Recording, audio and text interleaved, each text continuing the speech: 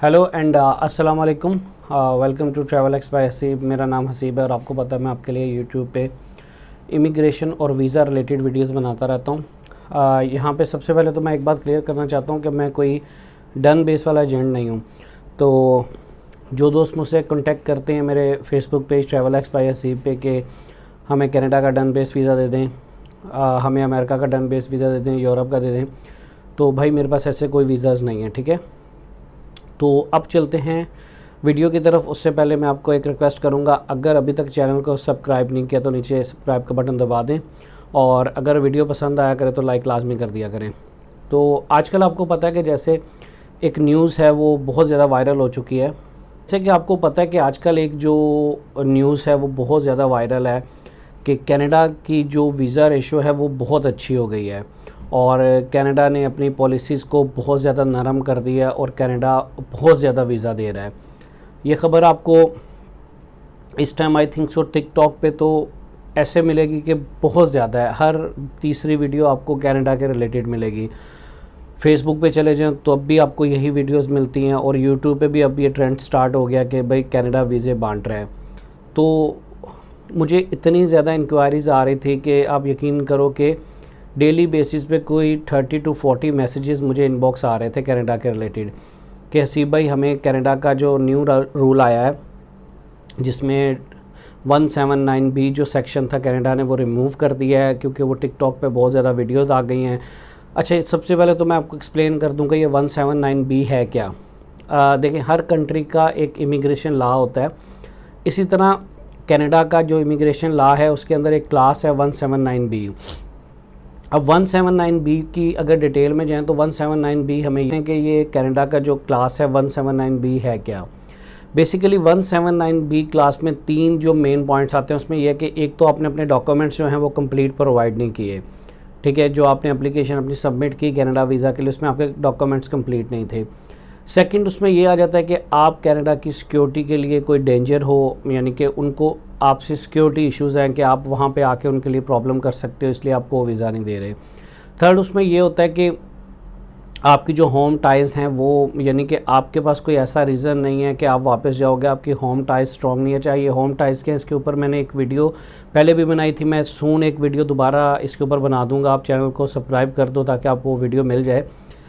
तो हम लोग बात कर रहे थे कि होम टाइज़, अब वीज़ा ऑफिसर को ये ट्रस्ट नहीं आया कि आपकी होम टाइज़ स्ट्रॉन्ग है, तो आपको उसको डाउट है कि आप कनाडा से वापस नहीं जाओगे, आप वहाँ पे असाइलम केस कर दोगे या कुछ भी, मतलब एज ए विजिटर जाने वाला बंदा जो वापस नहीं आ रहा, वीज़ा ऑफिसर को डाउट हुआ तो उसने आपका केस 179B के तहत रिजेक्ट कर दिया।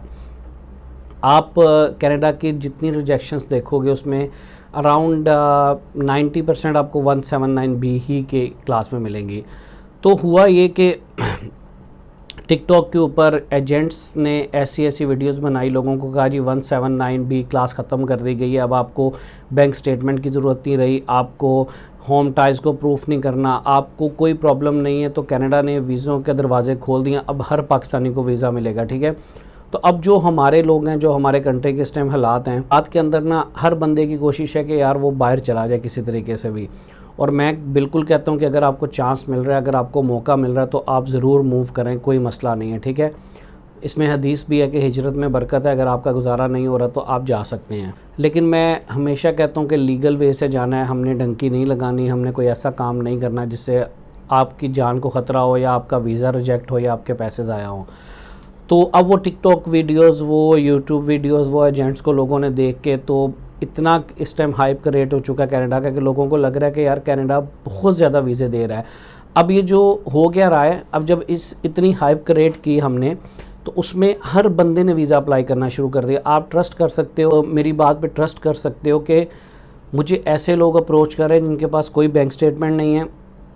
अगर वो दुबई में रह रहे हैं तो उनकी सैलरी मैक्सिमम 2000 या 2500 दिरहम है, वो भी कनाडा वीज़ा अप्लाई कर रहे हैं। अगर मैं उन्हें कह देता हूँ कि आपकी प्रोफाइल वीक है तो वो किसी एजेंट के पास जाके अप्लाई कर रहे हैं, फिर वो रिफ्यूज़ल लेके मेरे पास आते हैं।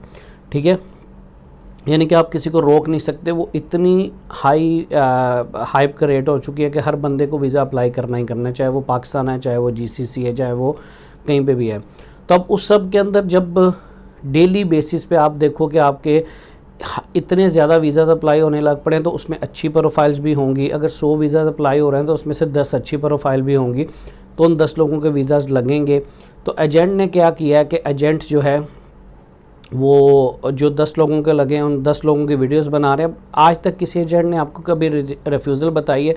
आप मेरे फेसबुक पेज पे देखते हो, मैं तो आपके साथ लोगों की रिफ्यूज़ल्स भी शेयर करता हूँ जो मुझसे लोग शेयर करते हैं, ताकि आपको पता चले कि यार ये रीज़न्स होते हैं, ताकि आप उससे खुद सीख सकें।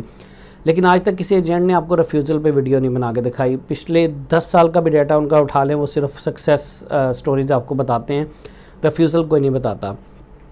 तो अब उन 10 लोगों की वीडियोस देख के लोग प्रमोट होते जा रहे हैं, लोग इतने जिसे कहते हैं कि अट्रैक्ट होते जा रहे हैं, हर बंदा कनाडा का वीज़ा अप्लाई कर रहा है। तो उसमें से कुछ लोगों के लग भी जाते हैं, ठीक है। लेकिन एक बात मैं वो क्लियर कर दूं, हाँ मैं आपको ये बात ज़रूर बता देता हूँ कि कनाडा बैंक स्टेटमेंट के बगैर वीज़ा दे रहा है। Date category is called can plus, उसका डिस्क्रिप्शन में नीचे वीडियो मौजूद है, आप जाके देख लो, उसकी डिटेल मैंने दी हुई है कि वो आपने कैसे अप्लाई करना है और वो क्या तरीकाकार है, ठीक है।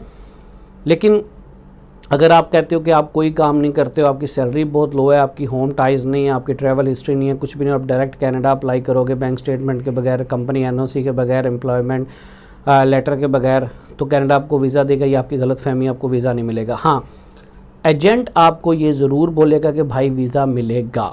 अब उसकी रीज़न मैं आपको बता देता हूँ। मैं किसी एजेंट का नाम नहीं ले रहा, मैं किसी एजेंट को गलत नहीं कह रहा, गलत आप लोग हैं जो उन एजेंट्स के पास जाते हैं। अब एग्ज़ाम्पल ले लें, मैं अगर एजेंट हूँ, सपोज़ करें मैं अगर आपसे वीज़ा अप्लाई करने का 1 लाख पाकिस्तानी ले रहा हूँ, ठीक है। आप मेरे पास आए हो, आप मुझे कहते हो कि ये वीज़ा अप्लाई करना है। अब मुझे तो अपने 1 लाख से मतलब है, एम्बेसी की फ़ीस तो एम्बेसी को चली जानी है, मुझे तो मेरा 1 लाख ही बचना है ना। तो मैं अब बिज़नेस कर रहा हूँ ना, एजेंट का काम क्या होता है, उसका काम है बिज़नेस करना। तो अब मैं तो कर रहा हूँ अपना बिज़नेस, तो मैं कहूँगा कि यार ये बंदा मेरे पास आया है, अगर मैंने इसको कह दिया ना कि तुम्हारी प्रोफाइल वीक है, मेरा 1 लाख मारा जाएगा। और पॉसिबल है कि ये बंदा मुझसे उठ के दूसरे एजेंट के पास चला जाए, ठीक है, इसने अप्लाई करना ही करना है। तो मैं आपको कहूँगा कि मसला नहीं है, बहुत अच्छी आपकी प्रोफाइल है और आप लाइन डॉक्यूमेंट्स, क्योंकि मैंने अपना 1 लाख पकड़ के अपनी जेब में डाल लिया, एम्बेसी की $185 फ़ीस उनको दे दी, ठीक है, और बाद में आपका वीज़ा रिफ्यूज़ हो गया। मेरी सेहत पे क्या असर पड़ा? तो आपने भाई देखा कि मेरी सेहत पे तो कोई असर नहीं पड़ा, वीज़ा आपका हुआ रिफ्यूज़, एम्बेसी को उसकी फ़ीस मिल गई, मुझे मेरा 1 लाख रुपया मिल गया। आ जाके सारा नुकसान आपका हुआ। आप मुझे ब्लेम नहीं कर सकते, क्योंकि जब आप वीज़ा अप्लाई करोगे सबसे पहले एजेंट आपसे एक एग्रीमेंट पेपर पे साइन करवा लेते हैं कि आप उन्हें लीगली कुछ नहीं कह सकते, और लीगली आप उन्हें कुछ कह भी नहीं सकते। उसने अपनी फ़ीस ली है सिर्फ काम की, जो उसने टाइम दिया आपको, आपने एग्री किया तो फ़ीस दी है, ठीक है। अब रिफ्यूज़ल सारी ज़िंदगी के लिए आप लेके बैठे रहें। तो ये है सारी कहानी इसके पीछे। अब भी अगर आपको बात समझ नहीं आती तो ये 2 रिफ्यूज़ल्स मैं अभी आप स्क्रीन पे आपको दिखा रहा हूँ, ये पहली रिफ्यूज़ल है, ठीक है। अब इस रिफ्यूज़ल में आप साफ देख लो, 2 चीज़ें लिखी हैं। एक तो उसने लिखा है कि मुझे ये यकीन है कि आप वापस आओगे, और दूसरा उसने ये लिखा हुआ है कि भाई आपके जो डॉक्यूमेंट्स हैं इनकी ऑथेंटिकेशन नहीं हो सकी।